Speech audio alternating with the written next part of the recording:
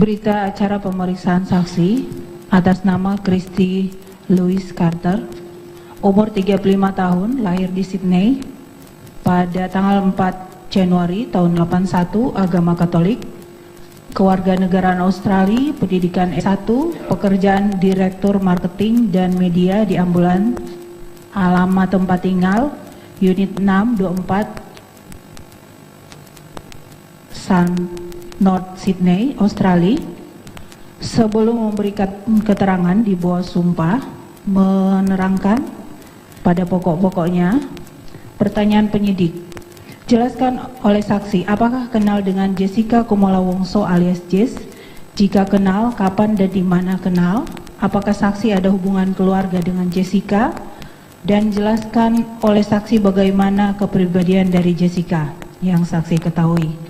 Jawaban saksi, saya kenal dengan Jessica Kumala Wongso sejak Jessica mendaftar pekerjaan di New South Wales Ambulance sebagai desain grafis, di mana waktu itu ada 4 calon pekerja dan Jessica berhasil mendapatkan pekerjaan dan mendaftar lewat agen pada bulan Juli tahun 2014, yang awalnya Jessica mulai kerja kontrak selama 6 bulan, kemudian kontraknya diperpanjang sampai November 2015, dan sebelumnya saksi tidak pernah kenal dengan Jessica.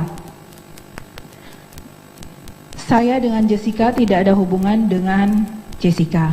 Selama saya kenal dengan Jessica, yang saya tahu kepribadiannya adalah Jessica yang saya tahu selama saya kenal memiliki 2 kepribadian yang berbeda, di mana kadang saya lihat Jessica seperti orang yang baik, murah senyum, namun tiba-tiba bisa langsung berubah menjadi pemarah jika ada orang yang tidak mengikuti apa kemauannya.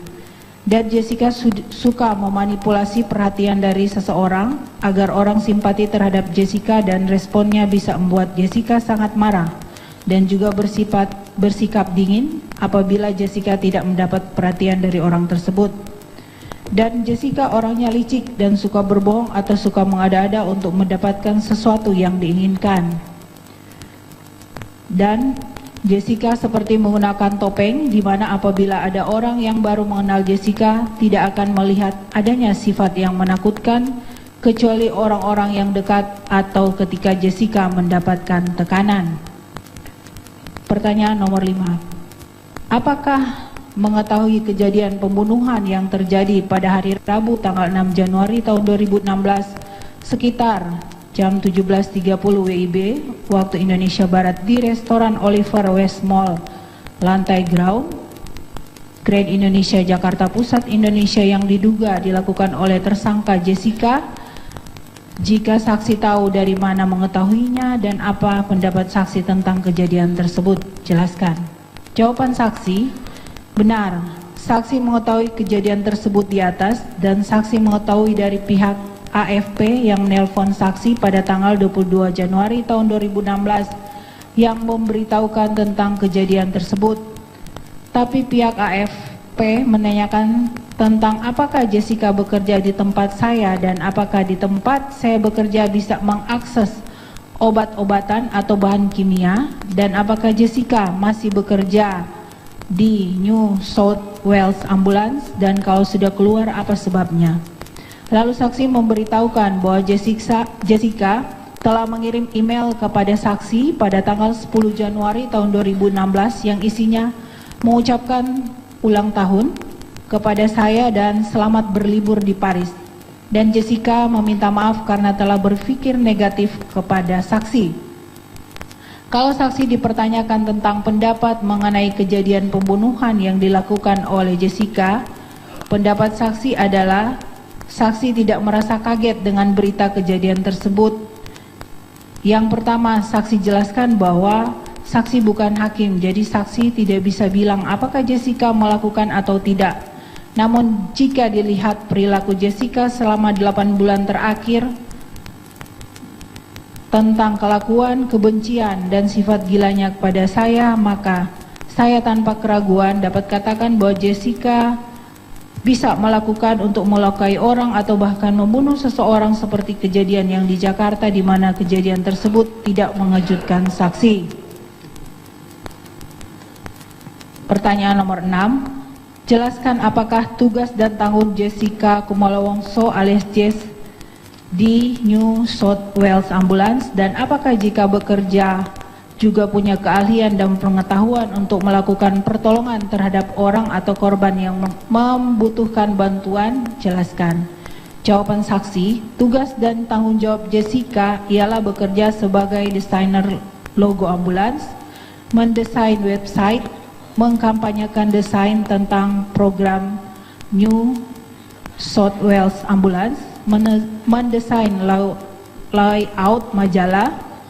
Dapat saya jelaskan bahwa Jessica pernah mengikuti pelatihan pertolongan pertama pada korban yang dilakukan pada minggu pertama bekerja, sehingga hal ini seharusnya Jessica punya keahlian dan kemampuan untuk melakukan pertolongan pertama. Selanjutnya pertanyaan nomor 9. Apakah Jessica pernah ada masalah dengan saksi atau dengan kawan saksi lainnya? Jika pernah ada, jelaskan permasalahan apa dan kapan kejadiannya. Jawaban saksi, bahwa benar saksi pernah bermasalah dengan, kami ulangi, bahwa benar saya pernah bermasalah pada tahun 2015 dan permasalahannya ialah Jessica marah karena saksi tidak mau membantu menyelesaikan masalah-masalah Jessica. Dan masalahnya ialah Jessica menginginkan antara saya dan Jessica adalah bukan hanya sekedar hubungan antara atasan dan bawahan, melainkan hubungan seperti sahabat. Salah satu contoh permasalahan ialah ketika Jessica meminta tolong dicarikan tempat tinggal, namun saya tidak bisa membantu Jessica. Ketika saya tidak bisa membantu menyelesaikan permasalahan Jessica dengan manajer, dan saya tidak bisa membantu karena banyak dari omongan Jessica yang tidak bisa dipercaya atau Jessica suka berbohong dan membuat cerita palsu. Ketika saya membatalkan sebuah acara atau party dengan alasan dalam acara tersebut ada minuman beralkohol. Selanjutnya pertanyaan nomor 10. Jelaskan oleh saksi apakah selama mengenal Jessica ada perbuatan atau kelakuan Jessica yang tidak wajar? Jika ada, berikan contoh perbuatan tersebut. Jawaban saksi, dapat saksi jelaskan bahwa selama saksi berteman dengan Jessica, ada beberapa perbuatan atau kelakuan Jessica yang saksi anggap tidak wajar. Dan itu saksi anggap sangat banyak yang tidak wajar. Salah satu contoh, pada sekitar Agustus 2016, Jessica menjelaskan kepada saksi telah mengalami kecelakaan mobil karena pingsan dan tidak sadarkan diri. Namun berdasarkan informasi yang saksi dapat dari keterangan saksi dan media elektronik yang menayangkan kejadian kecelakaan yang dialami Jessica, saat itu Jessica dalam keadaan pengaruh alkohol yang cukup tinggi dan bukan karena pingsan sehingga terjadi kecelakaan yang dialami oleh Jessica. Jessica mengatakan dari kejadian tersebut masih memiliki SIM, namun yang sebenarnya SIM milik Jessica telah ditahan oleh polisi. Jessica mengatakan kalau tulang pinggulnya patah, namun faktanya 3 hari kemudian Jessica masuk kerja. Bahkan 1 minggu kemudian setelah kecelakaan, Jessica sudah pergi dancing dan banyak saksi yang melihat kejadian tersebut. Dan dalam hal ini, dari keterangan-keterangan Jessica seperti tersebut di atas, saksi menyimpulkan bahwa Jessica selama ini banyak berkata bohong dan tidak sesuai dengan fakta yang ada. Dan saya juga menyarankan kepada Jessica agar mendapatkan pertolongan profesional seperti psikologis untuk mendapatkan konseling ataupun pengobatan dari psikiater. Namun menurut Jessica, dokter yang pernah merawat Jessica bahwa dokternya tidak tahu menahu tentang riwayat Jessica yang pernah akan bunuh diri. Dan ketika saksi menyarankan kepada Jessica untuk konseling dengan meminta bantuan psikologi, saat itu omongan saksi dianggap seperti sampah oleh Jessica.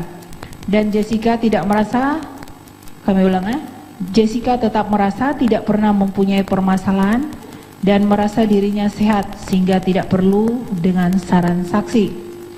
Dan saksi menganggap Jessica tidak punya pemahaman dengan kondisinya saat itu dan tidak menyadari bahwa perilakunya bisa membahayakan orang lain serta tidak mampu mengerti perasaan orang lain.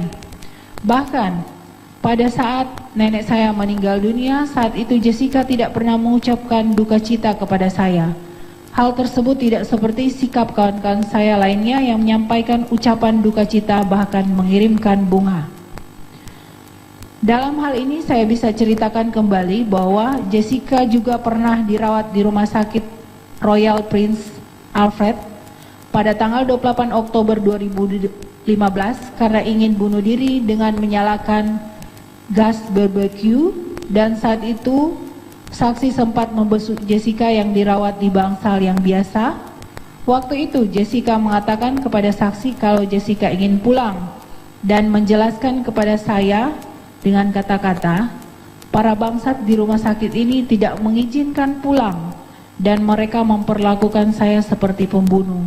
Seandainya saya ingin membunuh orang, maka saya tahu pasti caranya. Saya bisa mendapatkan pistol dan saya tahu dosis yang tepat. Dan saya juga mengetahui dan mendengar langsung dari perkataan Jessica pada sekitar bulan September tahun 2015 yang mengatakan bahwa Jessica merasa tidak bisa tidur karena pikirannya saling berargumentasi satu sama lain. Dan pada bulan September tahun 2015 ketika terjadi kecelakaan terhadap Jessica, saya sempat berpikir apakah saat itu Jessica mencoba untuk bunuh diri dengan cara menabrakkan kendaraannya atau perilaku untuk mencari perhatian. Poin 11. Dari hasil penyidikan yang dilakukan polisi didapatkan kesimpulan bahwa korban pembunuhan yang diduga dilakukan oleh Jessica meninggal karena meminum kopi yang berisi racun sianida. Yang diduga racun tersebut didapatkan oleh Jessica di Australia. Yang ditanyakan apakah saksi mengetahui di mana Jessica mendapatkan racun sianida tersebut di atas? Jelaskan. Jawaban saksi, saya tidak dapat menjelaskan di mana Jessica mendapatkan racun sianida.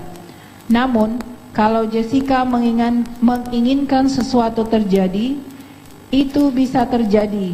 Dan Jessica juga orangnya licik, serta pernah berpikir juga hal seperti itu. Contohnya, sewaktu bercerita di rumah sakit, Jessica tahu dosis yang tepat untuk melukai seseorang. Dan Jessica juga pernah menjelaskan bahwa punya kawan yang sering pergi untuk minum-minum dan bisa ketemu dengan temannya di klub malam, di mana sepertinya Jessica adalah anak yang baik-baik, namun di sisi lain memiliki pergaulan yang gelap. Saya juga pernah mendengar pada akhir minggu Jessica pergi bersama dua orang temannya pergi keluar Sydney yang biasanya tidak pernah dilakukan sebelumnya. Kejadian tersebut terjadi pada 30 Oktober tahun 2015. Selanjutnya, pertanyaan nomor 13. Jelaskan oleh saksi siapa teman spesial atau pacar Jessica yang pernah saksi tahu. Jawaban saksi, pada sekitar Juli 2014, Jessica pernah mengatakan kepada saksi bahwa Jessica pernah menikah dan sebelumnya punya rumah bersama. Kemudian mereka berpisah. Dan Jessica mengatakan takut dengan suaminya karena sering bersikap kasar dan orang tua Jessica tidak percaya dengan kata-kata Jessica. Dan yang mengetahui cerita ini adalah satu tim dalam pekerjaan kami di New South Wales Ambulance. Kemudian, sepengetahuan saksi pada sekitar bulan Oktober 2014, Jessica memulai membicarakan pacar barunya yang bernama Patrick.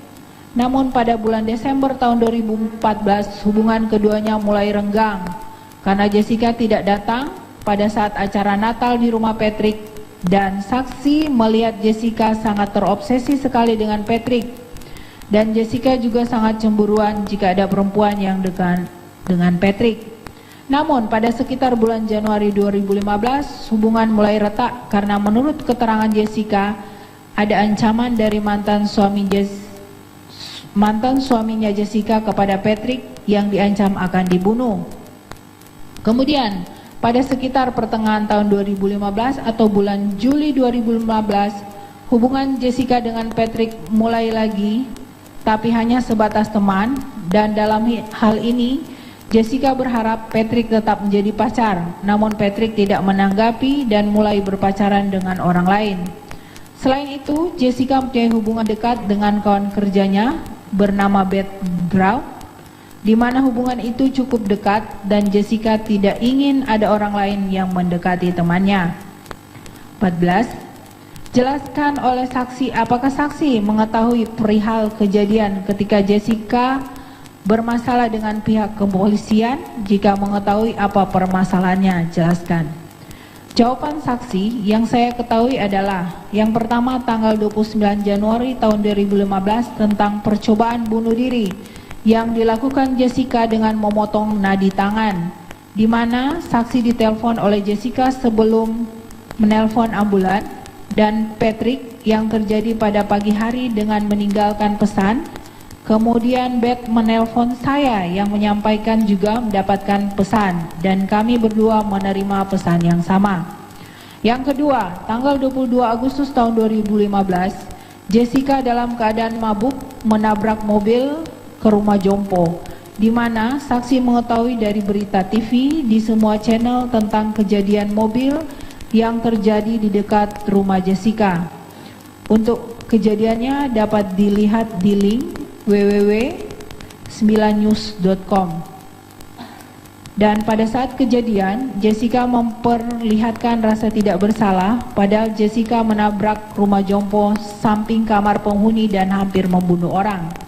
Yang ketiga, pada tanggal 26 Oktober tahun 2015, percobaan bunuh diri yang dilakukan oleh Jessica dengan menggunakan gas barbecue, di mana saksi mengetahui hal tersebut dari sistem yang ada di kantor saksi. Yang keempat, tanggal 22 November tahun 2015, Jessica dilaporkan oleh Patrick tentang percobaan bunuh diri, di mana saksi mengetahui dari Jordan bahwa Jessica masuk rumah sakit dan tidak boleh pulang karena ingin bunuh diri. Poin 15. Tahukah saksi apa sebab utamanya Jessica pernah melakukan perbuatan ingin bunuh diri? Jelaskan. Jawaban saksi, menurut saksi, yang pertama, Jessica mencari perhatian. Yang kedua, Jessica melarikan diri dari permasalahan. Yang ketiga, Jessica balas dendam dengan Patrick yang sudah mengecewakan dan tidak mendapatkan perhatian dalam hubungan. Yang keempat, Jessica cemburu dengan Patrick. Yang kelima, Jessica rela melakukan apa saja untuk mendapatkan perhatian Patrick. Selanjutnya poin 17. Apakah Jessica Kumala Wongso pernah menceritakan kepada saksi tentang kawannya yang bernama Wayan Mirna Salihin? Dan apakah saksi juga kenal dengan Wayan Mirna Salihin? Kepada saksi, jelaskan. Jawaban saksi, Jessica tidak pernah menceritakan tentang temannya yang bernama Wayan Mirna Salihin. Namun Jessica pernah menceritakan kalau ada kawan perempuannya yang akan menikah di Indonesia, yang katanya akan menikah dengan mantan pacar Jessica. Namun Jessica tidak menjelaskan siapa nama kawannya yang akan menikah. Poin 18. Apakah saksi tahu bahwa Jessica suka meminum alkohol dan mengkonsumsi obat-obatan? Pernahkah saksi melihat Jessica mengkonsumsi obat tersebut? Jawaban saksi, ya. Saya mengetahui kalau Jessica mengkonsumsi banyak alkohol. Dan saya sering melihat Jessica pada saat berkumpul meminum banyak alkohol, dan pada suatu waktu Jessica sangat mabuk sampai melebihi batasan kadar alkohol untuk mengendarai mobil. Namun Jessica tetap mengemudikan mobil, dan ada satu staf yang melaporkan kepada saya pernah satu kali Jessica datang ke kantor dan berbau alkohol. Untuk masalah obat-obatan atau narkoba, tidak pernah melihat Jessica menggunakan, tapi dalam 6 minggu terakhir perilaku Jessica sama dengan teman-teman saya yang saya perhatikan menggunakan narkoba. Adapun perilaku Jessica seperti pengguna narkoba adalah Jessica selalu berkeringat, matanya berkaca-kaca, susah jalan. dan apabila berbicara seperti tidak fokus. Dan pernah juga ada kejadian ketika Jessica bersama Beth, saya, Pat, dan Stay pergi ke hotel Bayswater Surrey Hills, dan kemudian Jessica mabuk dan menari secara erotis serta memegang tubuh Beth. Kemudian Jessica mengatakan Beth, kamu cantik dan seksi, dan meletakkan kepala di leher Beth. Dan Beth melirik saya dan merasa aneh melihat perilaku Jessica di saat mabuk. Menurut saksi, perilaku tersebut sengaja direncanakan dan Jessica tidak ingat kejadian tersebut. Selanjutnya, keterangan poin nomor 20. Apakah masih ada keterangan lain yang akan saksi tambahkan di hadapan penyidik? Dan apakah keterangan yang telah saksi jelaskan adalah benar semua dan dapat dipertanggungjawabkan sesuai dengan hukum yang berlaku di Indonesia? Jelaskan. Jawaban saksi, keterangan yang akan saksi tambahkan ialah pada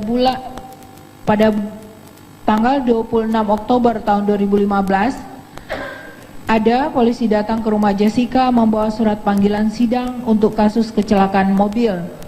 Dan saat itu ada orang tua Jessica mengatakan kepada saya akan membayar semua kesalahan yang pernah dilakukan Jessica sehingga Jessica bisa kembali ke Indonesia dan melanjutkan hidup di Indonesia.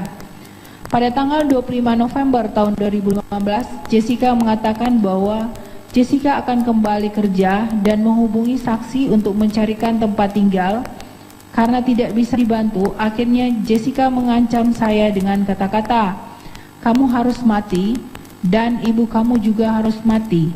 Dan akhirnya saya membuat laporan polisi tanggal 27 November tahun 2015 dan tanggal 30 November tahun 2015 di kantor polisi.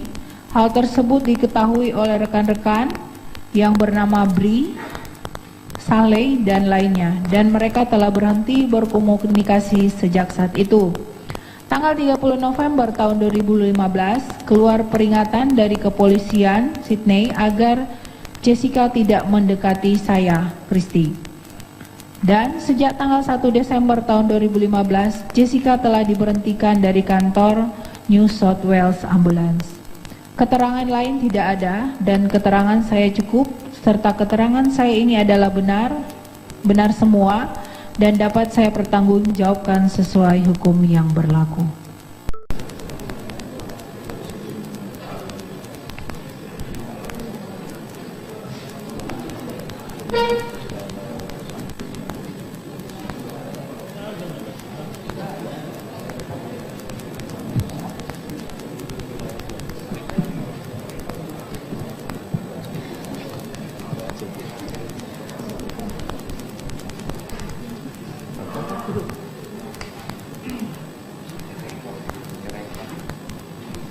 Ya, sambil menunggu sekarang kita dikomentari kan boleh saja kan. Apakah keterangannya tadi disangkal atau diiyakan kan bisa. Yang mulia terima kasih. Boleh saya kasih tanggapan sedikit mengenai saksi yang disebut Kristi Carter ini. Yang saya kenal dia itu tidak religius sama sekali, jadi ada sumpah ada tidak sumpah saya rasa tidak ada artinya. Lalu yang nomor 2, kalau misalnya beliau ngomong sendiri kalau saya dapat pekerjaan ini, kontrak saya hanya 6 bulan, saya masuk tahun 2014, dan dia bilang kalau selama 8 bulan terakhir saya nggak tahu kalau dia berpikir buruk seperti itu terhadap saya sebagai kontraktor dan gaji saya itu di atas rata-rata. Kenapa dia tidak memecat saya sejak dari dulu? Dan teman-teman saya yang lain pun juga banyak yang sudah dipecat oleh beliau. Jadi saya cuma bisa mengatakan 90% dari yang dibilang di BAP orang tersebut adalah bohong. Mengenai yang kita pergi malam itu, saya bisa buktikan kalau jaksa mau keluarkan handphone saya di sini, yang mencium Beth itu dia, bukan saya, dan fotonya ada. Saya bisa tunjukkan, Kristi, saya, dan Beth. Terus yang nomor 3, yang waktu beliau mengatakan kalau beliau pergi ke kepolisian untuk melaporkan restraining order itu juga, yang sama seperti Patrick lakukan kepada saya. Tadi buktinya polisi yang tadi tidak menyebutkan hal tersebut. Bapak polisi yang tadi cuma mengatakan kalau Kristi lapor ke polisi karena khawatir saya tidak pergi ke kantor, dan dia bilang barusan di BAP dia kalau dia 2 kali melapor ke polisi, dan catatan itu seharusnya ada logikanya yang dibilang sama polisi yang tadi menjadi saksi. Jadi yang mulia, saya mohon dengan hormat, itu pernyataan yang diberikan di BAP tersebut itu sangat subjektif yang mengenai saya. Saya tidak tahu apa yang dia dengar mengenai saya mengenai kasus ini, tapi yang saya tahu dia seharusnya cukup menyesal dengan apa yang dia katakan. Karena sudah memberatkan saya terlalu parah. Dan itu semuanya bohong, bukan benar yang mulia. Terima kasih. Ya, saya hanya menambahkan aja yang mulia, dari berita acara ini kami lihat banyak sekali memuat pendapat-pendapat, bukan keterangan saksi. Jadi mohon menjadi catatan yang mulia karena banyaknya pendapat di sini. Ya, sudah jadi. Sudah masuk dalam berita acara. Nanti hakim yang memilah. Ya. Demikian ya. Sidang hari ini. Bagaimana sana? Apa ada berita acaranya? Ada jawaban tegas dari jaksa? Masih dicari yang mulia.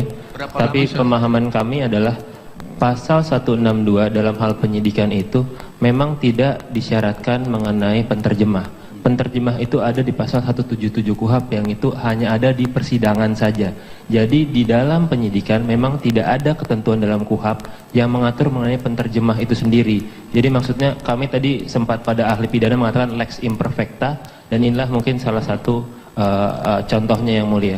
Oleh karena itu ya kami menilai bahwa ada atau tidak pun di dalam penyidikan itu memang tidak ada ketentuan untuk adanya penterjemah. Oleh karena itu pasal 162 tidak mensyaratkan hal tersebut untuk penterjemah di sumpah yang mulia. Begitu dari kami, demikian.